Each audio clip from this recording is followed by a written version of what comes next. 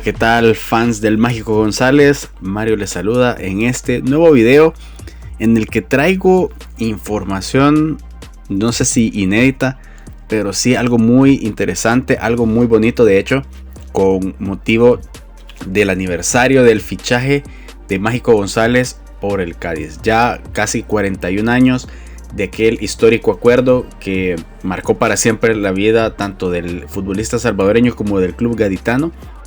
Y hoy, de la mano de uno de los grandes expertos de la vida del Mágico, vamos a poder conocer algunos detalles de ese histórico fichaje, ese del cual todavía se sigue hablando, del cual siguen saliendo detalles asombrosos también, nuevos nombres y nuevos factores que también incidieron en esto. Quédense hasta el final del video si quieren conocer cómo se produjo la Operación Mágico en 1982, que marcó para siempre el destino de ambas partes.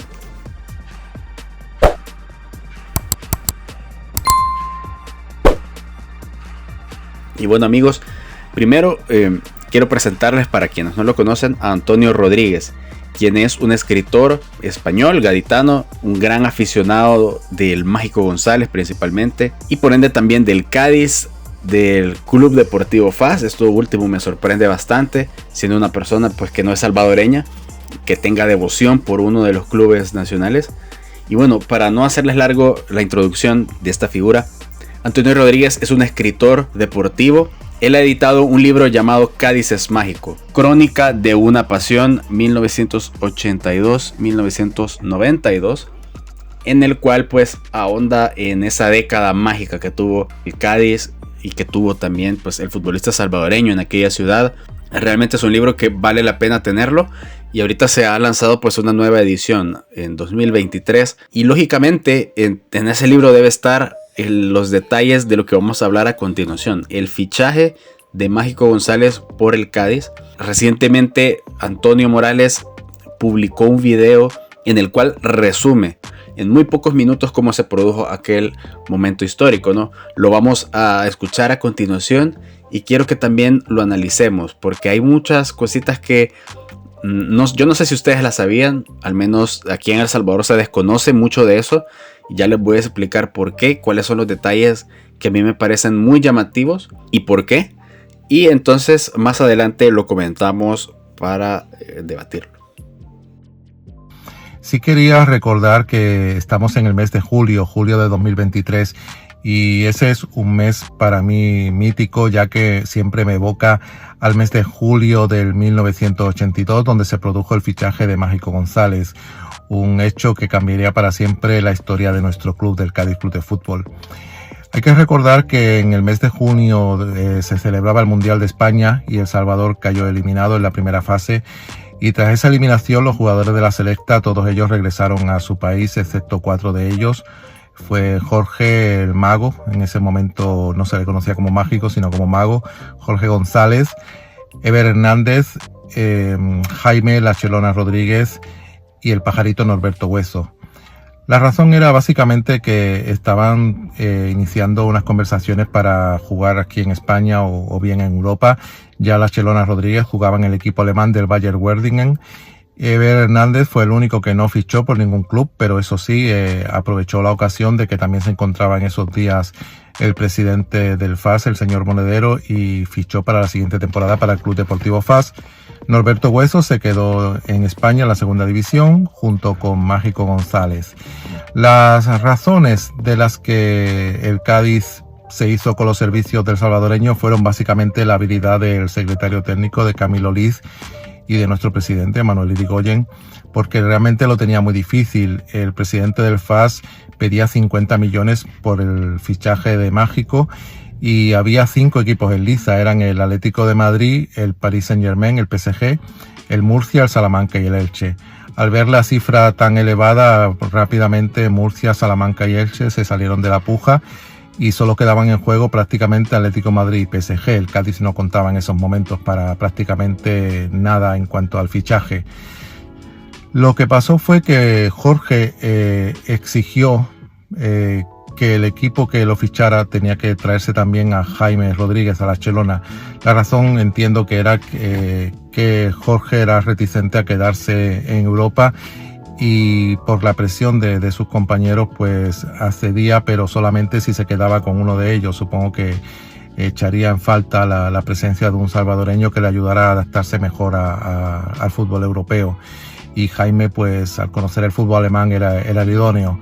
Atlético de Madrid dijo que él realmente no quería el fichaje de Barcelona, y el PSG era el equipo que más fuerza estaba haciendo, posiblemente porque ya conocía a Jorge de un partido amistoso que jugó el equipo francés contra la Selecta en ese año, antes del Mundial.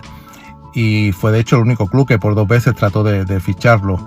Pero Jorge no tenía ninguna intención de irse a Francia. Él nunca quiso estar en ese país, jugar en esa liga, y era prácticamente imposible el fichaje. Poco a poco iban cayendo los equipos y ahí entró la habilidad de Camilo Liz, que convenció al señor Monedero, al presidente del FAS, para que bajara la ficha de 50 millones a una cantidad de 20.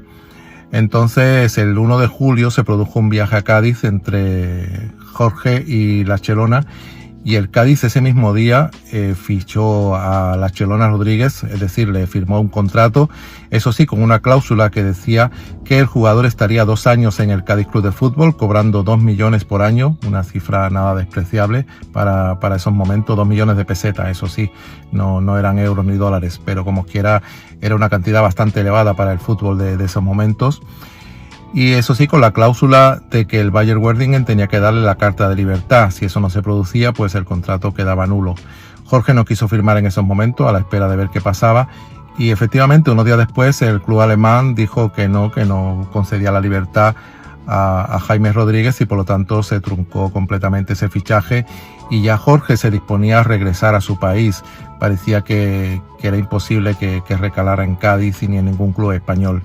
Ahí entró en juego una figura de la que nunca se habla, entre otras muchas, aparte de que Jaime Rodríguez lo convenció, de que Camilo Liz estuvo hablando con él, tratando de explicarle que en Cádiz iba a estar a gusto, como de hecho así fue. Lo que pasa que en ese momento el salvadoreño no conocía la ciudad ni a la afición.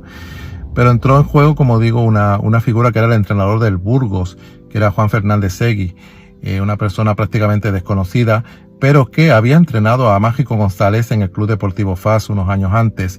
Entonces él habló con él, se desplazó y le convenció para que le diera una oportunidad al Cádiz Club de Fútbol. Así pues, el 27 de julio, Manuel Irigoyen fue hasta Madrid, almorzaron juntos con Camilo Liz, con Jorge González, y llegaron a un acuerdo para el 28 de julio ya firmar definitivamente el contrato que unía para siempre la figura, el mito, la leyenda de Jorge Alberto González Varilla y el Cádiz Club de Fútbol. Era el comienzo de una historia que sigue viva en el día de hoy, y quería recordar esos pequeños detallitos que a veces no se mencionan mucho, ya que en torno a la historia de Mágico González hay tanta leyenda que muchas cosas que se cuentan son verdad, otras son mentiras, y otras nadie sabe, ni siquiera nosotros mismos, si fueron ciertas o no. Pero de lo que no cabe duda es que ese mes de julio de 1982 marcó para siempre la historia del Cádiz, y hoy en día Mágico González es parte viva, parte presente de nuestra leyenda como club, y por eso siempre hay que recordar estos momentos y nunca olvidarlos para la grandeza de nuestro equipo. Un abrazo, y pronto nos veremos en Santa Ana, pronto nos veremos en Houston también, y regresaremos a Cádiz con muchas alegrías, muchas esperanzas, muchas ilusiones para esta temporada que se viene para los dos clubes de mis amores, para el Cádiz Club de Fútbol y para el Club Deportivo FAS. Un abrazo. Y bien, amigos, ¿qué les parece esta historia? Yo me quedo con ganas de seguir escuchando más y leer ese libro y expulgar un poquito las páginas que cuentan ese fichaje. El tema del fichaje de por sí a mí me parece muy llamativo, principalmente porque aquí en El Salvador lastimosamente no tenemos una cultura como de que se nos cuente mucho cómo son las operaciones entre futbolistas, ¿no? A veces, por ejemplo, aquí en el país no se conocen montos de por cuánto futbolistas traspasado, o temas de ofertas en el extranjero. Hay veces que nos venimos a enterar que un futbolista ha sido pretendido por un equipo de afuera del país hasta muchísimos años después, ¿no? Entonces, toda esta rumorología, esta cuestión de ofertas, a veces se desconoce bastante, y creo que para uno como salvadoreño es bueno saberlo, ¿no? Otra cosa que me llama mucho la atención son los nombres de los equipos que estaban interesados en el Mágico. Se pensaba, o se suele pensar, que Cádiz fue el único que puso los ojos en el equipo, pero realmente, como lo cuenta Antonio Rodríguez, había una puja, casi una subasta, podría yo decirlo, por un futbolista salvadoreño, algo que, como les digo, nosotros no estamos acostumbrados a que eso se produzca. Claro, en el caso del Mágico creo que debía haber sido normal un futbolista con tanto talento ser tan perseguido por grandes clubes de España y también de Europa, ¿no? El tema del PSG también me llama la atención, que es un club que estuvo 2 veces tratando de llevarse al Mágico y no lo consiguió. Por supuesto eran otros tiempos, era otro PSG, era otro su poder adquisitivo, pero eso no le quita ser uno de los clubes principales de Europa y la gran insignia de una de las grandes ciudades del viejo continente, ¿no? ¿Qué habría sido del Mágico en París? No lo sabemos. ¿Qué habría sido el PSG con el Mágico? Muchísimo menos. Creo que esa es una de las grandes cuestiones que un día debería dar para un video. Y por otro lado, creo que el tema de los personajes de los cuales casi no se menciona, ¿no? A Juan Fernández Segui, por ejemplo, cómo él influyó en su llegada. El tema también de Chelona Rodríguez, no creo que es algo que también nosotros en El Salvador descuidamos un poquito, porque realmente Chelona, férreo defensor central de aquella selección del 82 mundialista, más adelante incursionó en la política, siempre fue una figura pues que unió a varios de esos jugadores que eran, pues, era un camerino pesado, más allá de los resultados deportivos, era un camerino con grandes figuras. Creo que él ya no solo era importante para México, sino para todos, ¿no? Afortunadamente para Jorge, el que no estuviera Chelona no fue impedimento para que él se enamorara de Cádiz. Obviamente la idiosincrasia de la ciudad andaluza, de su afición y de, bueno, el club, creo que la dimensión de lo que era Cádiz en ese momento, fue todo perfecto y un amor a primera vista para que el Mágico se quedara ahí por una década y por muchísimas más como leyenda y figura. Cuéntenme qué les ha parecido esta historia. Si ustedes de casualidad conocen algún detalle que hemos pasado por alto y que la historia también la omite, pues tráiganlo a colación, porque aquí de esto se trata, de enriquecer la historia, de aportar cosas interesantes y que podamos leernos unos a otros en torno a uno de los más grandes futbolistas de la historia. Les mando un gran saludo, un abrazo y nos vemos hasta el próximo video. Adiós.